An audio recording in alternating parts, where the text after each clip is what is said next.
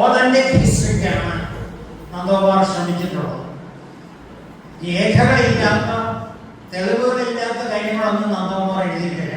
അതാണ് അതിൻ്റെ പ്രധാന മൂല്യം. കാരണം സാധാരണ ആൾക്കാർ ചരിത്രവും സാഹിത്യമൊക്കെ എഴുതുമ്പോൾ മായം ചേർക്കപ്പെടാറ്. ഇവിടെ നന്ദകുമാർ ഒരു കാര്യം പറയുമ്പോൾ ആ കാര്യം ഡാഷ് ബുക്കിൽ ഡാഷ് ഗ്രന്ഥകർത്താവ് പറയുന്നു എന്ന് എഴുതുന്നുണ്ട്. അതാണ് ജോൺ പറഞ്ഞല്ലോ ഗിരീഷിന്റെ കാര്യം. ഗിരീഷ് എന്ന ആർട്ടിസ്റ്റ് ഒരു ചിത്രം വരച്ച കാര്യം പോലും അതിന്റെ റെഫറൻസ് പോലും ഈ അവസാനം തടവുകാരുടെ ലിസ്റ്റിൽ, നിസാം തടവുകാരുടെ ലിസ്റ്റിലെ നന്ദകുമാർ എഴുതി ചേർത്തിട്ടുണ്ട്.